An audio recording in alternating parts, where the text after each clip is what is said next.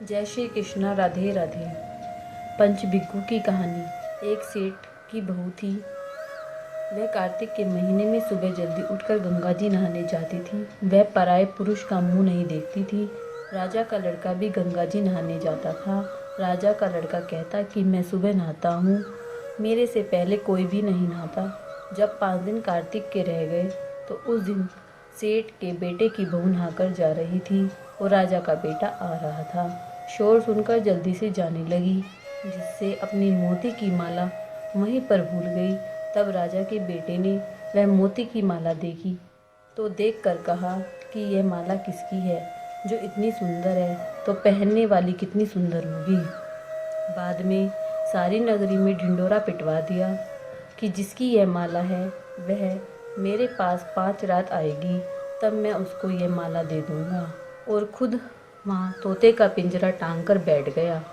सुबह सेठ की बहू आई तो पहली पैड़ी पर पाँव रखा तो बोली कि अगर मेरे में सत है तो इसे नींद आ जाए, और भगवान ने उसका सत रख दिया और उसे नींद आ गई और वह नहाकर चली गई। राजा का बेटा उठकर बैठ गया और तोते से पूछा कि क्या वह आई थी, तो तोते ने कहा आई थी।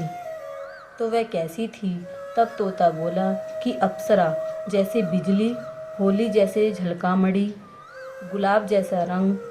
राजकुमार ने कहा कि आज तो मैं उंगली चीरकर लेट जाऊंगा, फिर मुझे नींद नहीं आएगी। दूसरे दिन वह उंगली चीर कर बैठ गया। जब वह आई तो भगवान से प्रार्थना करने लगी, तो इतना कहते ही राजकुमार को नींद आ गई और वह नहाकर चली गई। तब उसने उठकर तोते से पूछा तो उसकी कई सारी बातें बता दी। तब राजकुमार बोला मैं आँखों में मिर्च डालकर बैठूंगा, और रात को मिर्च डालकर बैठ गया। और वह आई और प्रार्थना करी, जिससे राजकुमार को नींद आ गई और वो नहाकर चली गई। तब राजकुमार ने तोते से पूछा कि क्या आई थी, तो उसने कहा आई थी। फिर उसने कहा आज तो मैं बिना बिस्तर के बैठूंगा, और वह रात को बिना बिस्तर के बैठ गया। जब वह नहाने आई तो फिर भगवान से वही बात कही तो राजकुमार को नींद आ गई। जब वह नहाकर जाने लगी तो आंख बंद करके चली गई। राजकुमार ने उठकर देखा तो वह नहाकर चली गई।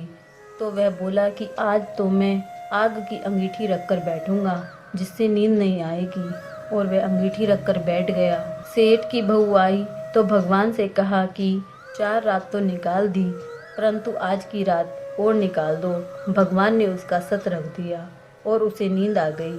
जब वह नहाकर जाने लगी तो वह तोते से बोली कि पापी हत्यारे से कह दियो कि तेरी 5 रात पूरी हो गई हैं, इसलिए मेरी मोतियों की माला मेरे घर भेज देना। फिर राजा के लड़के ने तोते से पूछा कि वह आई थी, तो तोते ने कहा वह आई थी, उसने अपनी माला मंगवाई है। तब राजकुमार ने सोचा कि वह तो सच्ची थी, उसका तो भगवान ने भी सत रख दिया। थोड़े दिन बाद राजकुमार के शरीर में कोढ़ निकल गया और वह तड़पने लगा। तो राजा ने ब्राह्मण को बुलाकर पूछा कि मेरे बेटे का शरीर क्यों जल रहा है। तब ब्राह्मण ने कहा कि वह पतिव्रता स्त्री पर बुरी नज़र रखता है, इसलिए यह रोग लगा है। तब राजा ने पूछा कि अब कैसे ठीक होगा। तब ब्राह्मण ने कहा कि उस सेठ की बहू को धर्म की बहन बना ले और उसके नहाए हुए जल से नहाए तो उसका कोढ़ ठीक हो जाएगा।